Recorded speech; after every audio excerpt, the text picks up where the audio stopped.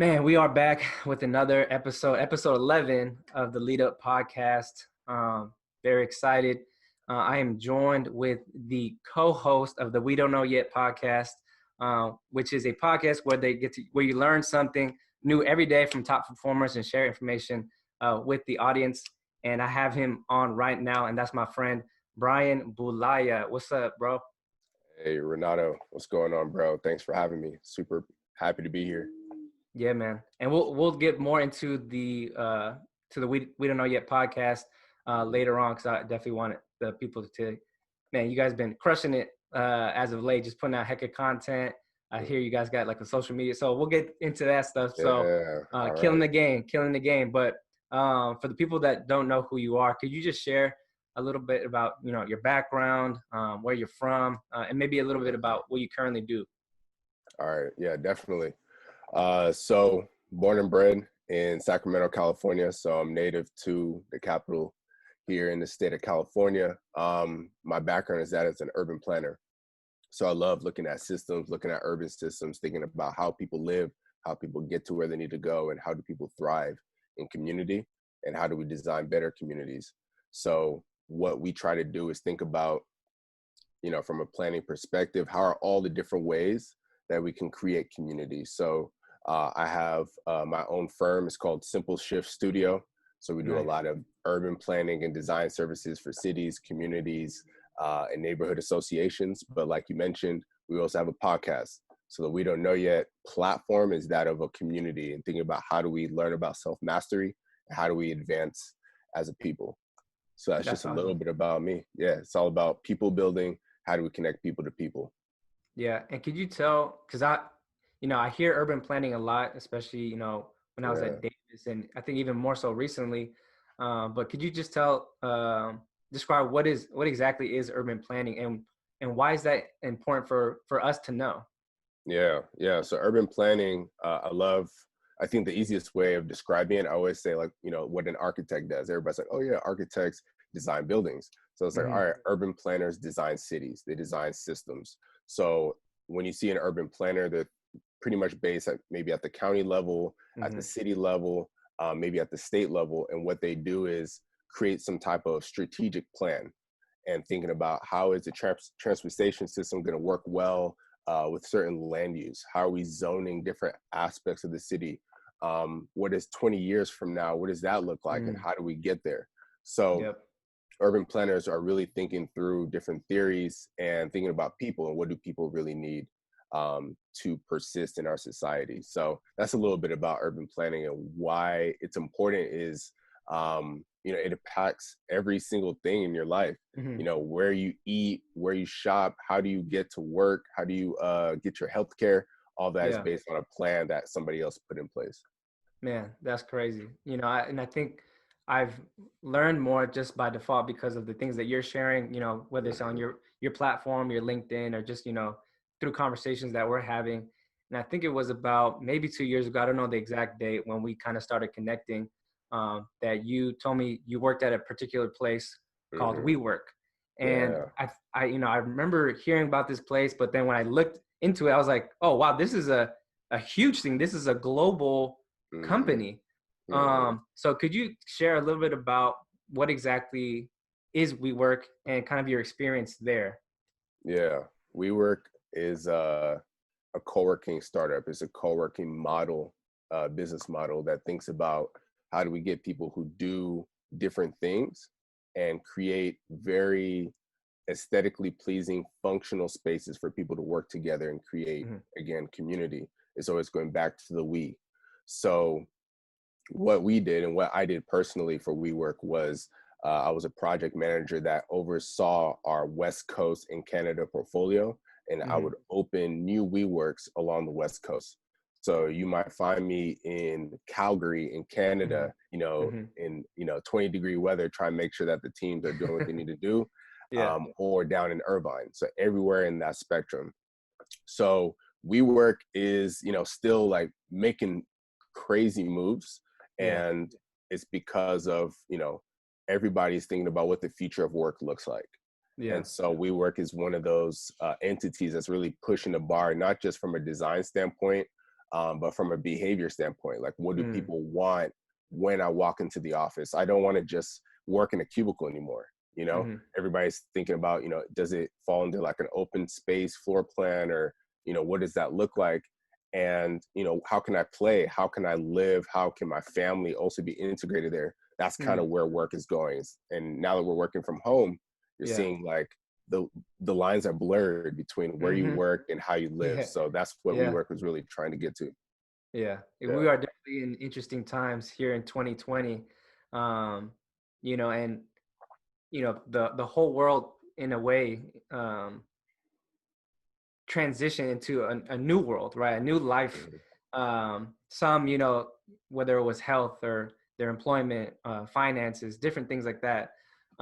There was a big shift, right? For many different ways, for communities, individuals, and even for yourself, right? You found yourself in Mhm. a transition. And I bring it up because it is important for young people. A lot of people that listen into the podcast are between like the 18-35 range, Yeah. and for all of us, we're feeling it in different ways, whether it's for school. I'm looking for another job, or I was about to get promoted or something, and now that's Mm. not going to happen anymore. So a lot of questions are happening. But you know yeah, I'm only 29, but I've been through a couple transitions, and Mhm. so I'm curious to hear more about your transition in terms from WeWork into where you're at now, and just kind of like what was going through your mind during that time, and how did you, yeah, just talk to me during that transition phase. Like, what were you doing? What was going through your mind? How were you processing everything? Yeah, yeah. I think that's such a brilliant question, because that's something that we as a people, everybody's transitioning in some way, shape, or form. So how that manifested for me was back in March. So still with WeWork, but at that time, again, COVID's hitting hard, Hmm. and it was like right at that time. I'll never forget the day. It was March 12th, Wow. right? March 12th, when we started seeing the news and it started picking up on all the cycles. So, you know, over time, I realized that it might impact our team, and eventually it did. So you Hmm. saw a huge exodus from our team. A lot of folks in Silicon Valley, and not just at WeWork. You're seeing at a lot of different startups, a lot Right. of different powerhouses having to let folks go, because it was, a way in which folks could proceed forward, based on the business models they had at that time. So I found myself, after I got laid off, sitting in my backyard, having walked for 2 hours, and I was just like, what do I do now? Because this was it. This was what I Hmm. had kind of built myself up to do. Hmm. But dude, I was listening to Toby, and if you guys don't know Toby, Brian, listen to Toby, but he was talking about uh destiny, Hmm. and how my destiny is linked to the death of me, right? And Hmm. so this whole time I was just like turning around and around about, Yeah. man, what was me? I just got laid off, this, that, and third. But this was really just a breakthrough, an open door for blessing. And so this Hmm. kind of opened the door for, hey, you've been talking about starting this business all this Right. time, right? Like, Yeah. this is the time. You have Yeah. the time, you have the means, you have the energy, let's do it. So that kind of transitioned us into moving about, in a way different fashion of how do we own our processes. I think Yeah. moving forward, I'm only 28. I don't want to be beholden to what's happening at the federal level or at the Mhm. societal level of like, man, everything's breaking down and I have to receive what someone gives me. It's like, how can I really own Yeah. some of those processes? So Yeah. now we have our business. We're seeing a lot more dividends and a lot more growth, as Nice. far as ownership and agency. So that's a little bit about my story. It's just, what started off as maybe a tragedy or maybe as a Yeah. crisis was Hmm. really meant for breakthrough and opportunity. Man, that's so dope, man. And it's awesome because I got to hear some of those, Mhm. those thoughts and some of those conversations, man. Like, I think even before last year, you were talking about like starting your own Yeah. thing, right? And really finding like a team, and building that company that you've always wanted to do. And so, man, so Mhm. happy for you, and in terms of seeing your lane and what you're doing, man. So, and I know it's only been a few months, but I'm curious Yeah. to hear, Yeah. how are you approaching, each day? Like, what does it look like now, still in the space of, COVID, and how Yeah. how is launching a business in COVID time, and you know, you running it, like what is that Mhm. process like? Yeah, yeah. They say it's never a good time to start a business, right? So it could be in the best of times, it could be in the worst of times. It's always Yeah, going to be tough. yeah. So talking to a few mentors and a few folks who've been in the space for so long, they're like, hey, you know, take your licks, try it out, take a risk. Hmm. So what it's been like for us has been really proving our credibility. Since we're the Mm, new kids on the block, it's like walking out there, hey, this is what we do. It's a lot of shaking hands. It's a lot of promoting all the things that hmm. we've been doing. But it's kind of like a college graduate, right? A Hmm. college graduate comes out and Yeah, they're like, man, I got all I learned for 4 years. I'm ready to go. yeah. But they're like, hey, like, you know, you need certain experience. It's like, Hmm. how do I get this experience if I've never worked, Right, right? So it's the right. chicken or the egg scenario. So, you know, we've been blessed with a few opportunities that we've been able to show ourselves like strong. And so Hmm. hopefully that then, you know, picks up as we move forward. The beautiful thing about COVID, and it's hard to even say that, but Right. let's say the silver lining in COVID is that um, people are open to experimentation. People are open Mm, to ideation. In the past, it was like, man, this is how we do things. This is our right. standard, our procedure. Yeah, It's like yeah, all those had to get thrown out the window. And yeah. how do we work together? It's like, let's see what these new guys can do and help us think differently. So that's been some of the things that we've been really graced to walk into. Yeah. You mentioned credibility and you know, being the new kids on the block.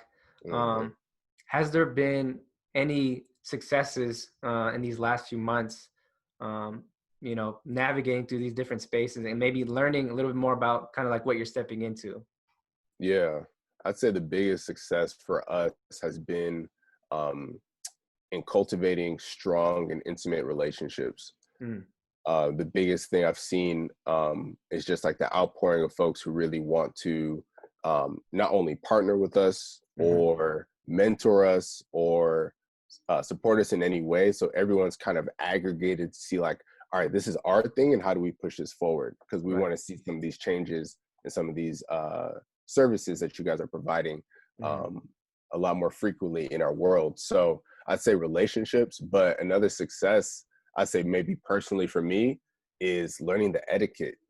Like Mm, there's a certain etiquette, poise, and language you use when you're yeah. talking to clients versus maybe the Yeah. public, or talking Right. to friends versus like acquaintances and associates. So I'm learning that etiquette, excuse me, the certain etiquette and what is the right things to say and what are sometimes Yeah. the wrong Yeah. way of saying the right things.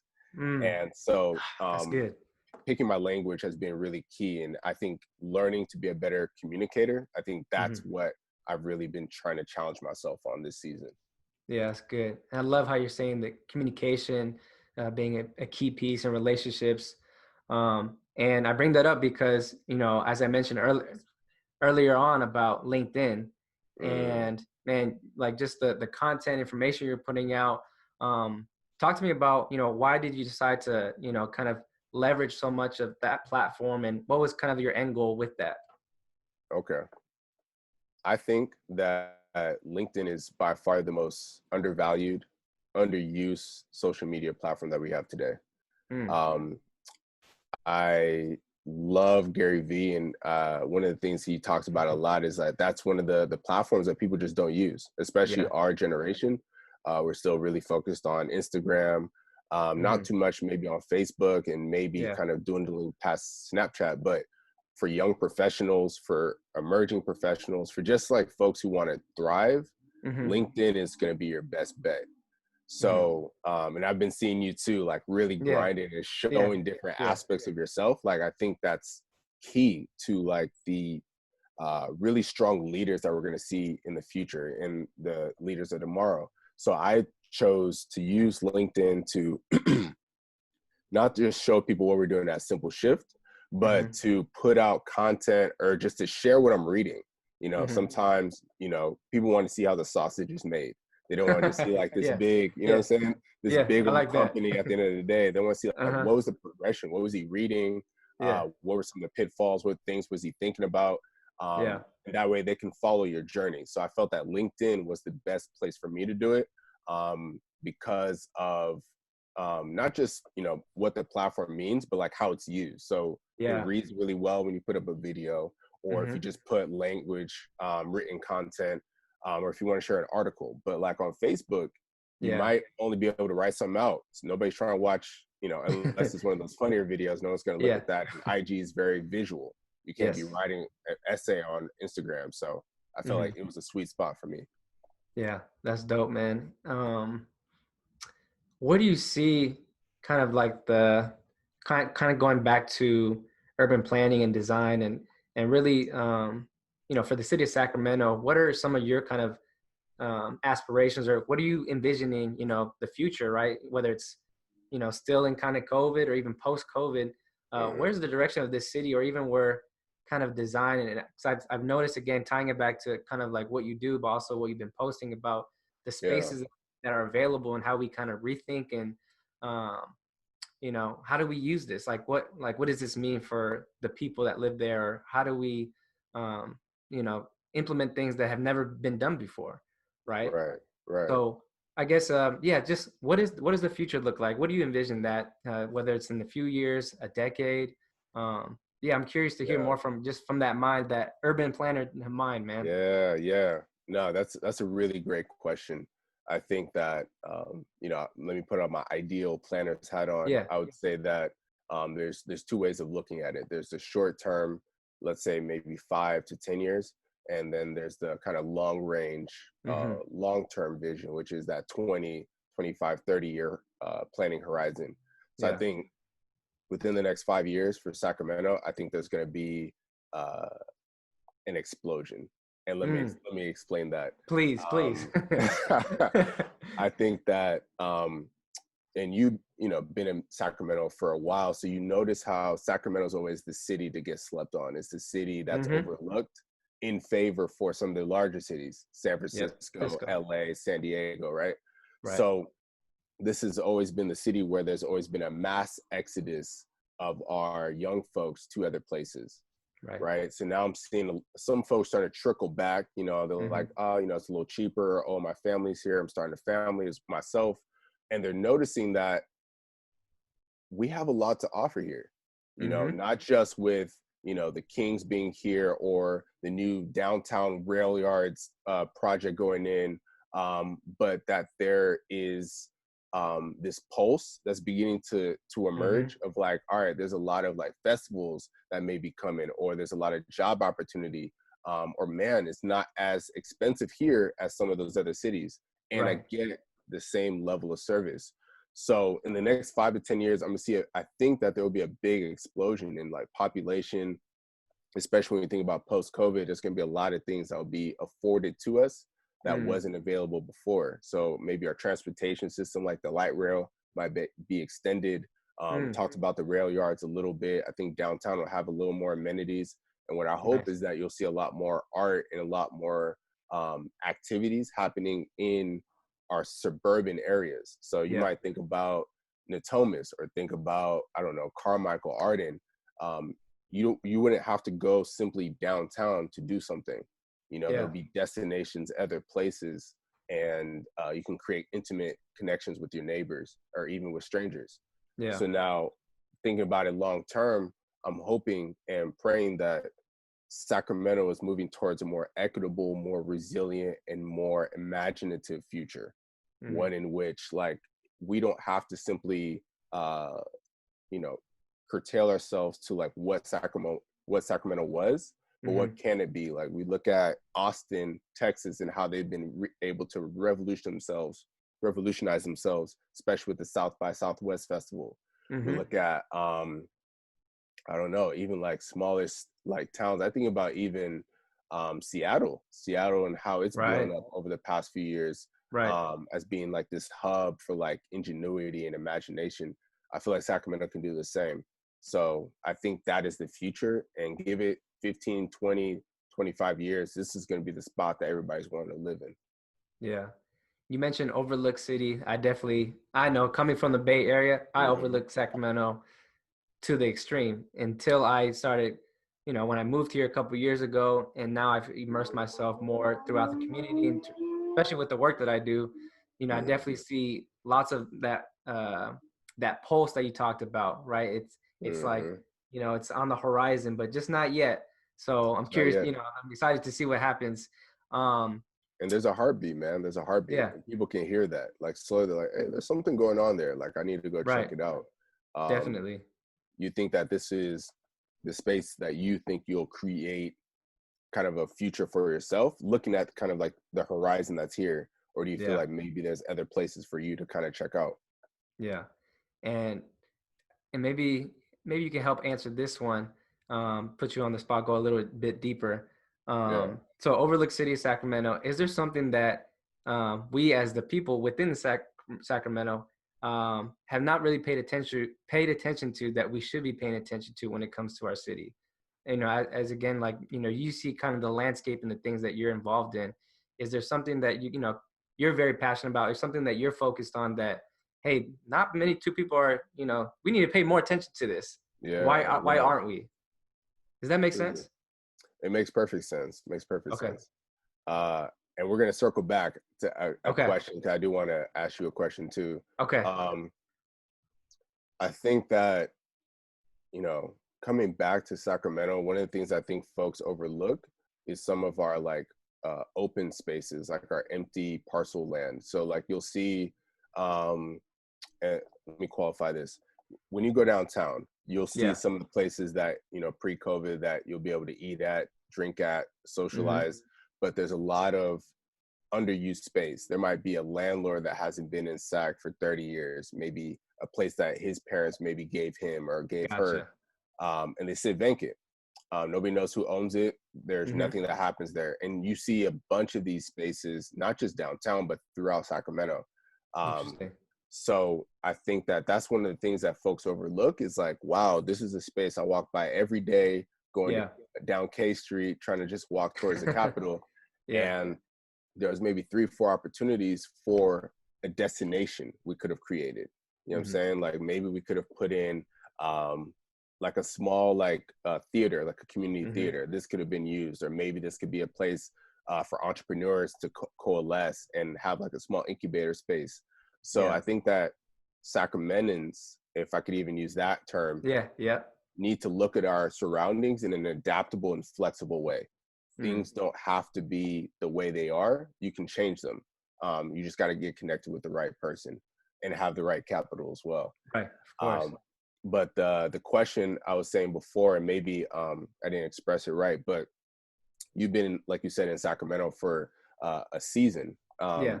and you are noticing some of those really impactful things that are happening here. Do you feel like this is the place for you long term, or might you go elsewhere and see what else is out there Yeah. for you? Yes, that's funny, because I was just talking to a friend, a classmate, and I'm in the process of looking for a home, right? So I'm Oh, doing some house nice. doing some Yeah. house hunting. It's crazy right now, but Hmm. when I mentioned it to him, he's like, "So it's long term for you, huh? So you're gonna be here for a minute?" I'm like, "I Yeah. think so," and Yeah. I've really embraced. I don't see myself going anywhere.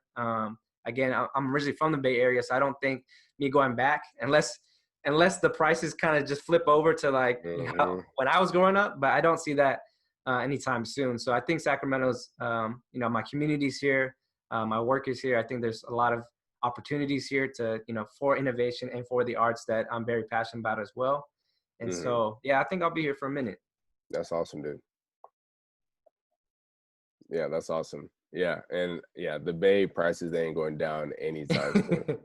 So it's like Right. we may as well leverage what's going on here in SAC because you know, these prices are slowly going up. I'm talking to a lot of uh let me say ex Bay Area folks. I just Hmm. talked to one yesterday. He was like, Yeah. "Hey, we saw those prices. Sacramento prices are looking good. Hmm. We had to come and move out, especially because everyone could work remotely. So it's Right. like, why would I pay barrier prices when I can take the barrier pay, live in Correct. Sacramento? You know? Yep. Yeah. Yeah. It makes sense. It makes sense. And I've Hmm. I've just saw on the news recently as well that there is somewhat of an exodus as well, right? Like what you're saying from the Hmm. Bay and Silicon Valley, where they can get that pay and but work anywhere that they want, right? So Exactly. makes it Hmm. makes sense. Fortunately, that doesn't work out for me, but I enjoy what I do, so I'm very happy. There you go. As we kind of start wrapping up, man, I just want to hear, can you share a resource or a book? Maybe it's your own podcast, but something that Mhm. has helped you either recently in this season, or something that, you kind of always refer back to, or something that you would say, hey, this is a must that you need to, look into, dive into, to help build up your leadership or your personal development. What is that one thing that you can Mm, talk about? one thing. Um, how about this? I'm gonna offer a book because yeah, this book kind of changed the way I looked at my external environment, but then it Hmm. also challenged me to look inward and like really become a little more self-aware. Like, am I really making the steps I need to be making, or am I just Yeah. deluding myself into thinking I am? So that book was Originals by Hmm. Adam Grant. Okay. And that book, man, changed my outlook in that it talked about some of the most original and innovative people. And there were really folks that you never really thought would be that original. It's kind of like Yeah. those folks, those outliers, right? Right. Um, and the reason I bring it up is that it taught me to always challenge the status quo, Yeah. right? And that's kind of what I think this whole conversation has been about. Like when we talk Hmm. about transition, it's like Yep. you're constantly reimagining yourself. You're never just like this set mold person. You're someone that Yeah. continually shifts with each moment. So that was a book that really taught me about risk taking Hmm. and taught me to go on the offense. Yeah. I think we play life in defense a lot of times. We want to like Hmm. shoulder the risk. We Yeah. don't want to get hurt. We don't, but it's like, what's the point? May as well just go out and, walk with faith and like really see what happens. So Right. that's been a really good resource for me, especially this year. That's awesome, man. And mentioned a couple times, right? But another resource, people, is the We Don't Know Yet Right, podcast, right. right? So could you share a little bit, man, like how did that, come into fruition? What is the message that you're trying to get out with you and I'm forgetting your co-host name, but what are you guys trying Yeah, to accomplish with that platform and yeah, hopefully just give out to the people. yeah, yeah. I appreciate that. So we don't know yet is essentially a place where we want to teach folks how to live a healthier and bolder life, right? And so we're trying to constantly learn something new every day and impart those lessons with other folks within our community. What we learned when we first started doing it, or when we were kind of ruminating about it, was that we're in our 20s. What do we really Yeah. know, right? Yeah. And so who are we to kind of give lessons to somebody else? So Hmm. we named it We Don't Know Yet because it means that we're still in the process of learning, and Yeah. let's bring everybody along on the road with us to learn more, That's right? dope. So in 2014, we're big Tim Ferriss fans. I don't know if you've ever listened to his Hmm. Of podcast. course. Of course. Yeah. Yeah. So the Tim Ferriss Experiment, we listen to everything, by every book. Um, but he talked from, and the show's incredible. So if you guys haven't listened to it, listen to it. Yep. But he talks from a space of stability, Yep. right? So he's gotten to a certain place in his career. He's talking to all these like great people who've also gotten to a place in their career, and now Yeah. they're sharing stuff with us. But I was like, we need a show where we are also challenging the Right. status quo, learning things, building things, and people can see that Right. process and join with us on the journey. Yeah. So yeah, so the show, we try to do it at least once a week. And all we do is share different habits we're learning, Hmm. different books we're reading, um, or simply we'll just interview folks that we really esteem, and try to see what makes them tick and how Yeah. can we also get an inside look on their lives. Yep. Man. Yeah. And I've tuned into the last couple ones. I've been messaging you, just kind of like hearing Mhm. it. And man, not only is it insightful, I love that you guys kind of go back and forth, right? In terms of like, seeing the different perspectives, but it's a lot of humor, but it's a lot of things that you'll get lots of nuggets and a lot of knowledge and information. So I definitely encourage you guys to check it out. Yeah. Where can they go check it out? And could you spell out the tags? Because I know automatically they would say, Yeah. type out the whole thing, but I know it's spelled a little differently. Yeah. Yeah. And I would be remiss. I didn't even say my co-host name, but Nsima Iyong. Yep, He there you is go. yeah, he is a Ripped. He's Nigerian. ripped. Yeah, he's a big guy. He's a big Yeah, boy, but yeah, power lifter, martial artist, one of my best friends growing up. So you can find us on Apple Podcasts, Spotify, Stitcher, anywhere that podcasts are streamed. Just type out "We Don't Know Yet." So WE space don't space know yet, or just WDKY. That's where folks can find us. And yeah, we're kind of going into a new direction with this season. So you guys are going to see a lot more content, a lot more artwork, a lot more just like out of the box things happening from the podcast. Because again, we're trying to cultivate community. So it's like, Right. how does this community kind of come off just the airwaves and really spill out into the community? So hopefully you guys can join us on the ride. Definitely, man. Well, again, man, I appreciate you making some time to connect and Yeah, just give some nuggets. Always great conversation with you. So again, thank you guys for tuning in to the Leadership Podcast. You just tuned in with brother Brian Bulaya. Catch you on the yeah. next one. Hey, next time, yo. Peace.